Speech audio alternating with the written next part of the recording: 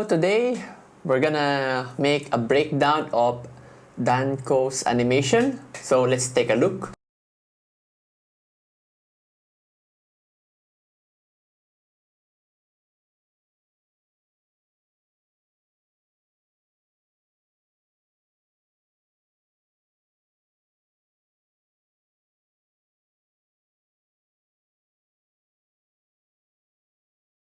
Okay, so we're gonna break this animation down and let's recreate this in Apple Motion. So before we start, I want you to know that I haven't done any kind of animation like this, but for this tutorial, I'm gonna recreate that animation and show you the steps and the things that you need to do to make something similar. So this is my project settings. Of course, we're gonna do a 1080 by 1920, and I'm just using this frame rate, the 29.97 frames per second, and the duration, which is 5 seconds, which we can adjust later.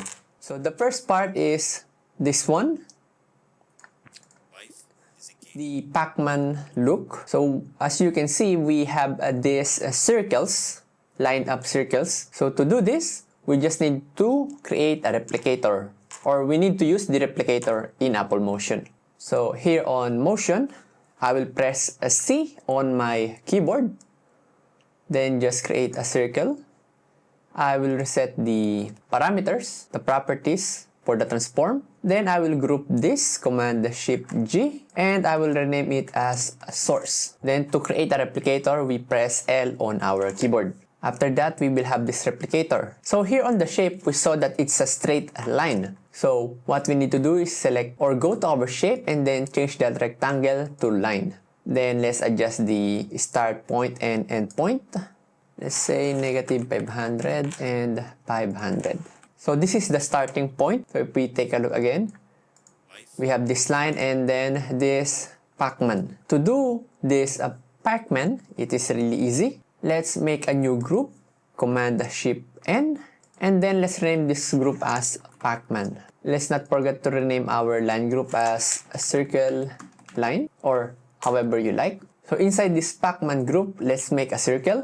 So press C on your keyboard and then make something like this. Let's reset the X. So let's set it to 0. Oh no, my mistake. Let's set it to like this and Y to 0. Then here on the shape style, turn off the fill and change outline or check outline. So we have this. Let's increase the width.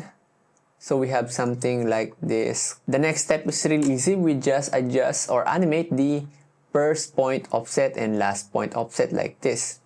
But as you can see, or as you notice, we have this circle or round joint.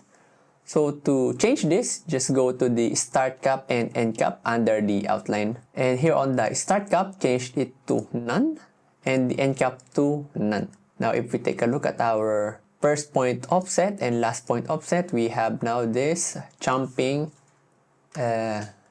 look. So let's rotate our circle or our Pac-Man.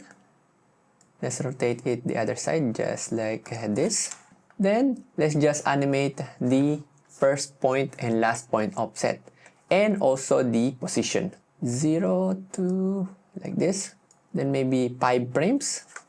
And then another 5 frames. Okay, so if we go to our first frame, we have this. Then let's animate now the position. We can use behaviors also at the same time. So it depends on you.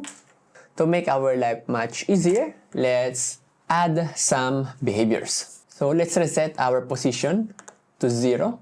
So set this X position to 0. Then our Pac-Man will go to center. Let's arrange our Pac-Man group to the left side. Then here on our circle, go to behaviors, basic motion and move.